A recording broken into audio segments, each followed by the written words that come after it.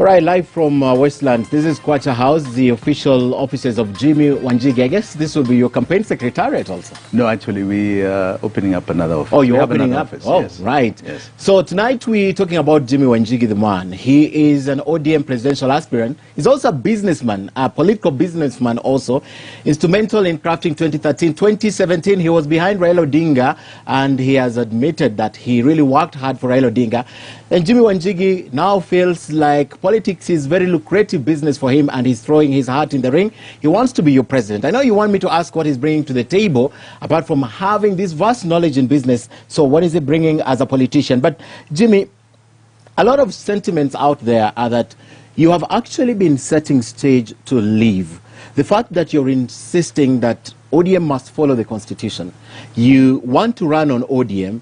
I spoke earlier about the body language of ODM members, and they seem to be shifting and held on Raila as their presidential candidate. So the argument is, you technically, the way you stopped when you had supported Uhuru Kenyatta and William Ruto, 2017 Raila Odinga, you want to leave. You just want to leave. You're just giving people reasons to leave because you declined to include this agenda in the NTC. What do you mean, reasons to leave? If they are not following the constitution, I'm not the one who made that constitution. Follow the constitution. I've asked you over and over again, when did Raila Odinga become a presidential candidate of ODM? Mm-hmm. Where was this decided? Where did it happen? Mm-hmm. That has excluded all of us who are interested in this. I don't want to leave. Why do I want to leave?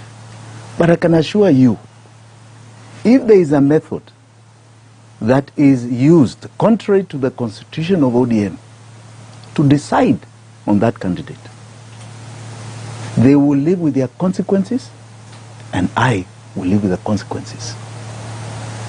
That I assure you. They will live with the consequences of that decision. And I myself will live with the consequences of that action. Because I am going to defend this to the very end. To the very end. To the very end. And the court is the very end. Let me ask you. No, the court is not the very end. Okay. The people are the very end. Oh, in terms of... The people. The people will make the sovereign and supreme. Okay. Yes. Let me try and twist this a little bit. If ODM would today decide to call an NDC, the way the constitution dictates, following it to the latter, right? And you go to the NDC at Kasarani, at Moi State, wherever it will be, and you're not nominated, will you stick in ODM? I'm not nominated. You're not nominated for president? If there is a free and fair process, I'm a Democrat. Why would I not stick? If they follow the rules and the constitution, and there's a free and transparent process, why wouldn't I stick? Why would I exit? Okay. You saw that in 2007. In 2007, you had a candidature of Musalia Mudavadi for the same party. You had Joe Nyaga, you had Balala, you had William Ruto, and you had Raila Odinga. They stayed. The Pentagon. Yes, they stayed in the party. They went through an election and they stayed. It was transparent. In 1997, I think that was probably one of the best in DP. You had a contest between Mwai Kibaki and Dubai from Meru. That even ended up being televised debates, where they were debating about the policies and direction of the nation. They had a nomination process in DP. Dubai lost, he stayed in the party. So why wouldn't I stay if there's a transparent process? If you look at my letter all the way back in August, September, I was very clear. Please tell us the rules, advertise the rules. I want televised debates. I want us to be transparent and open. I want to invigorate this party. I even went out and started opening offices where there were no offices. And some people started fighting me. From within the party. Hey, I'm popularizing the party. What is wrong? Why would I leave? I'm investing. I've invested throughout. Okay. And I'm saying, apart from investing my time and my mind and money, this is about time that we show Kenyans that this party can actually get power.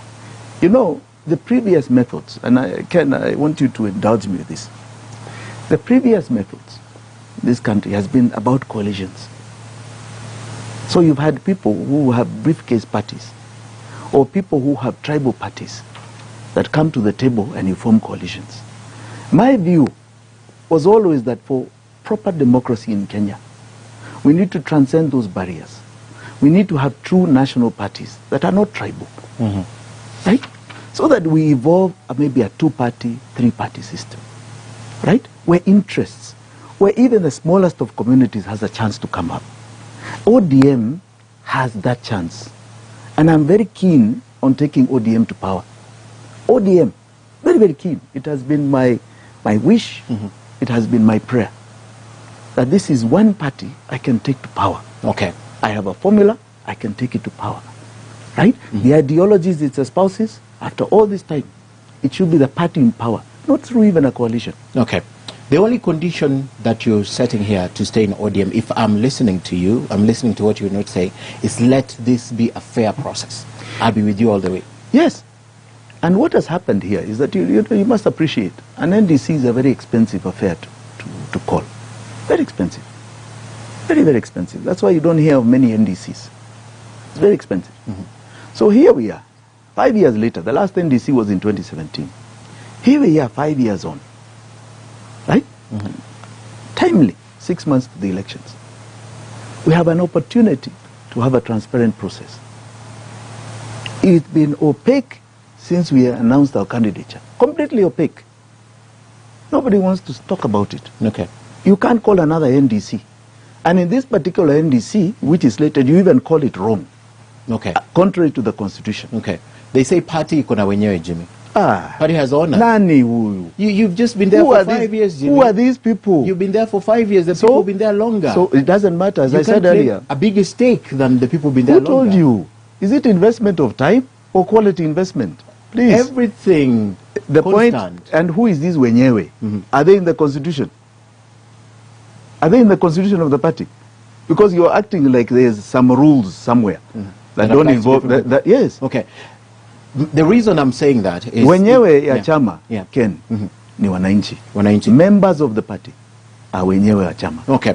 If at all they don't do it, I know you want to fight it to the ballot as a presidential candidate. The other reasoning is that can't Jimmy just walk away at this time? I mean, instead of going to court and doing this, they're adamant. I mean, they're adamant. Look at even the body language of the Secretary General. They're adamant. Why don't you just walk away and find a good home somewhere that you're accepted? I will not take the body language of unelected officials. Unelected? Unelected officials as the mood of the party. I would take the membership as the mood of the country. The only elected official there, as of to date, and he's up for re-election, is the party leader. Is the party leader. Everybody else is unelected. All right. In those official positions. All right. Let me put that aside because we have belabored it. You want to lead, you want to be the 5th president of the country.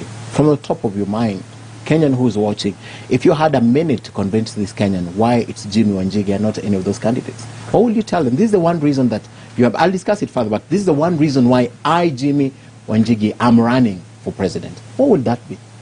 I am going to liberate Kenyans from a very rigged system. I come from Murang'a. And we have a saying in Kikuyu land called Itweka. Itweka is a break from one generation to another. A complete break. We have had 60 years of what you call internal colonization. Internal colonization. The system is rigged from the time a Kenyan is born to the time they die. That is why even today you have an apathetic populace to this electoral cycle. It's liberation. It's liberation. It's liberation. And I have defined that liberation primarily on an economic platform. Okay. But it is deeper than that. Okay. I'm going to come back to that. I want to take you back to the founding president, Mzee Jomo Kenyatta, because of the negotiations during the colonial period. Prime Minister, he became president, followed by the late Daniel Toroitich Arap Moi. Also served for president for 24 years. He had his roots in politics. Followed by Mwai Kibaki, roots in politics all the way from Moi's time, all the way to the time he became president. Followed by President Uhuru Kenyatta, attempted first in 2002, right? And then he had to wait for 13 years. I mean, everyone has their roots firmly in politics before they declare and they win the elections. In other words, they have earned their stripes. They can show Kenyans that I have a very consistent political history. And politics and business, they're intertwined, but politics is a little bit different. So you don't have that history of politics. Nowhere. Jimi Wanjigi, businessman. No politics. I'll call it power broker, but no political history. Where are you from? That is exactly where I'm saying. This is time for freshness. What has happened with all those people in office? It's the same rig system I'm talking about. 60 years. 60 years from 1963? Yes, Okay. we're now 60 years. I have categorized it in two ways. Okay. The first is that there's a time and a period. We had the first liberation, and this is something even my party leader copied from me. We had the first liberation, 62 to 92, which was the independence period of liberation.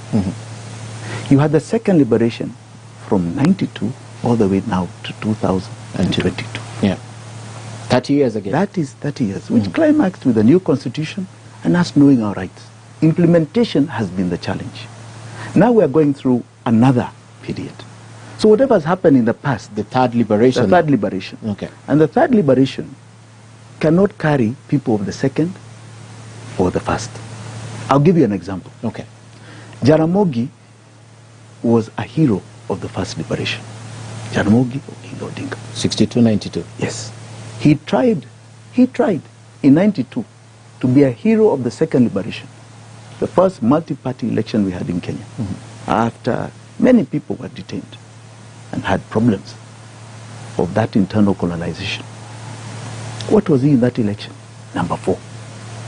Number 4 in that election. He could not get into the next liberation.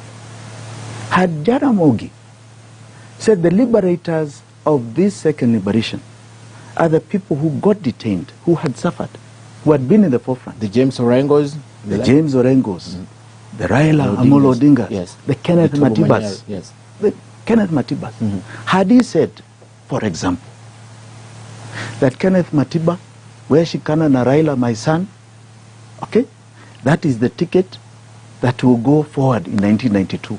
Kenya would have had a very different history. Because I can assure you, Moi would not have succeeded in that election. But because of trying to move from one liberation to another, we had another 10 years of Moi. Another 10 years. That it took us to rebel, okay, in Mageuzi. By the way, I think people like James Orengo should tell you my role in Mageuzi, which ended up in IPPG that made sure that Moi could not stand again after 1997. Yeah.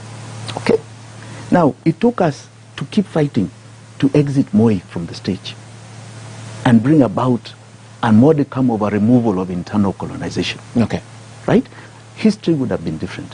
We are now at that period again, where a big lie is being told. And it's a very big lie. That somehow or another, my friend Raila Odinga can succeed Can go to the third to the liberation. third liberation. It is a big lie. He But they say cannot. this is his biggest No, chance. he cannot. Who told you that? He won in 2017. Supreme Court said it was an illegal election. He won in 2017. Because you don't steal what you have. Said there were stolen votes.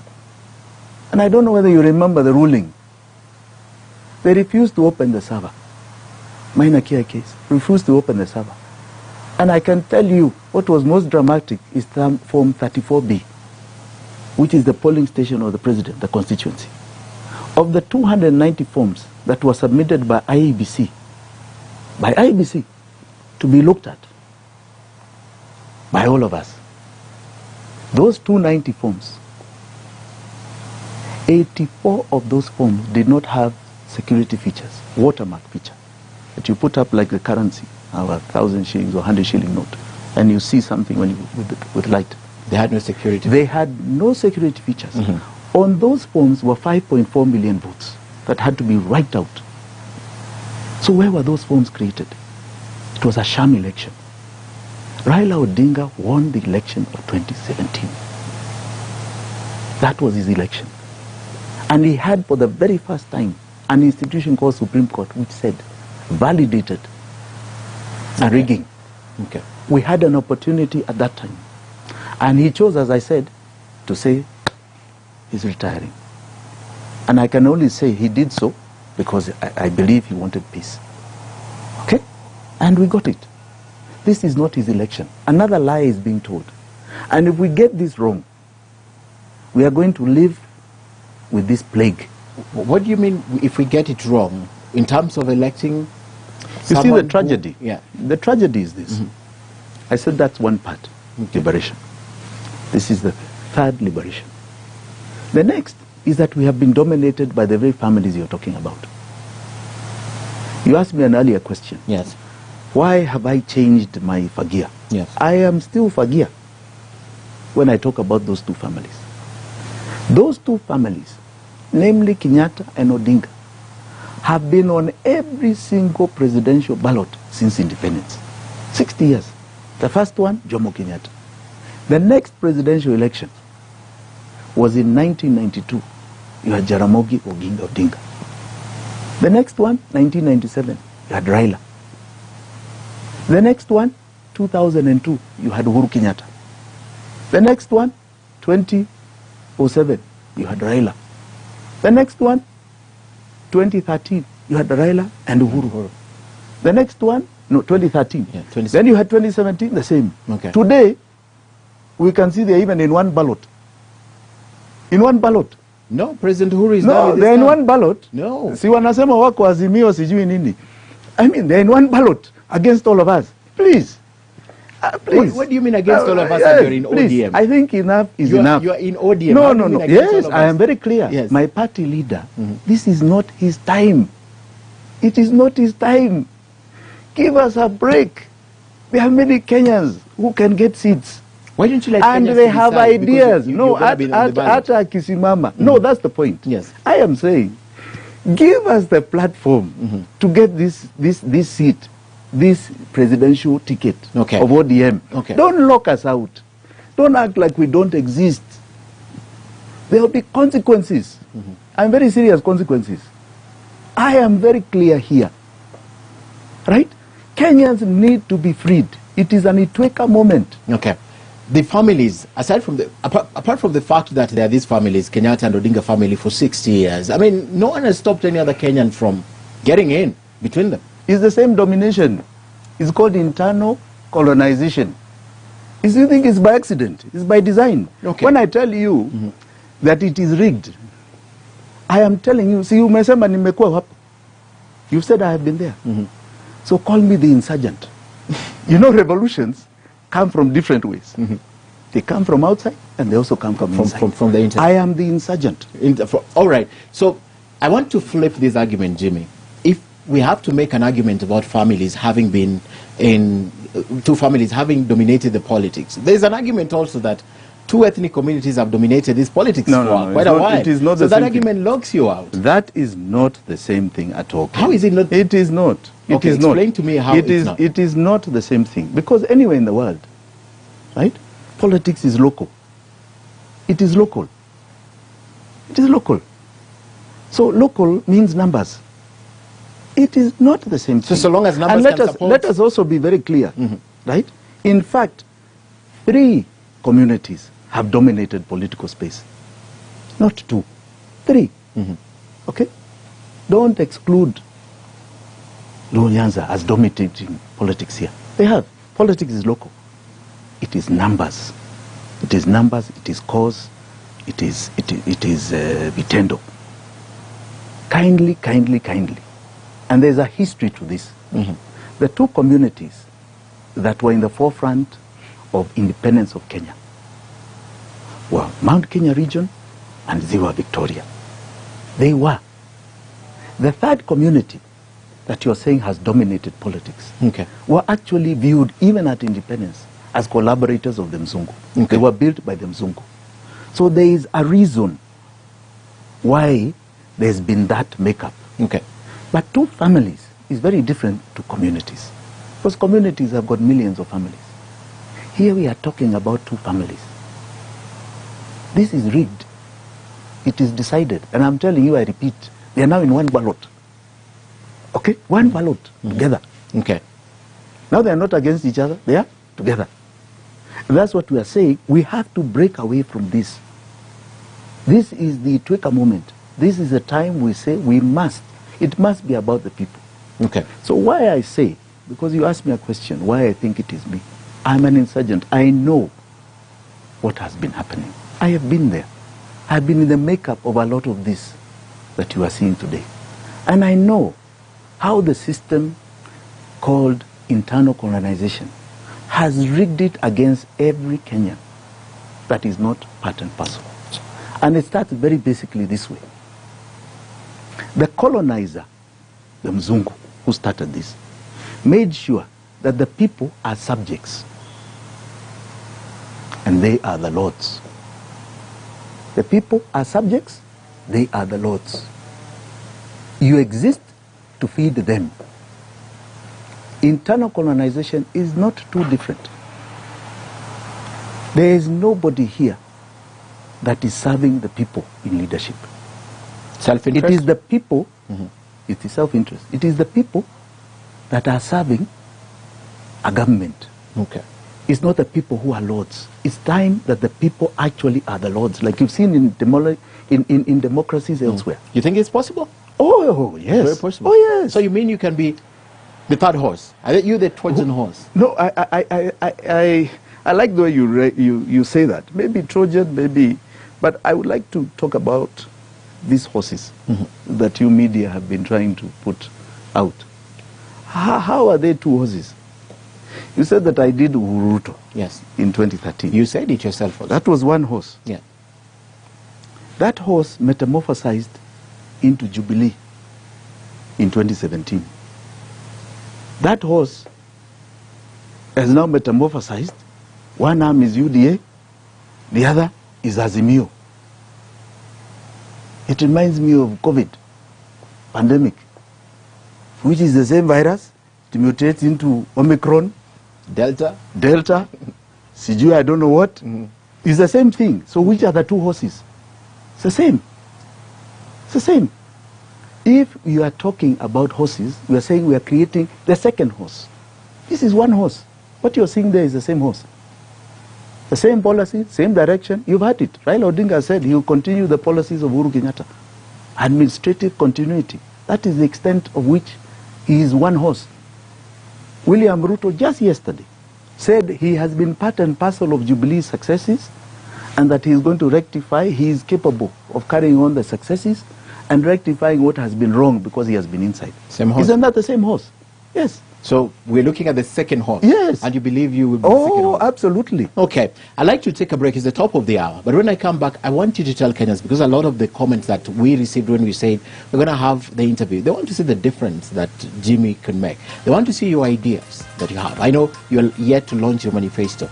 But from the face of it, convince a Kenyan who will be watching tonight that this is the reason why you need to wait for my manifesto, and this is the direction that we're taking to get power. All right, we take a break once more on News Hour.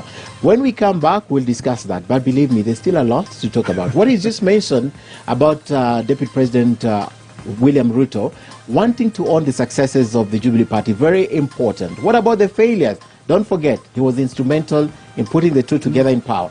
If they have to take the fall, does he take the fall? I mean, he was part of it. We come back after this short break.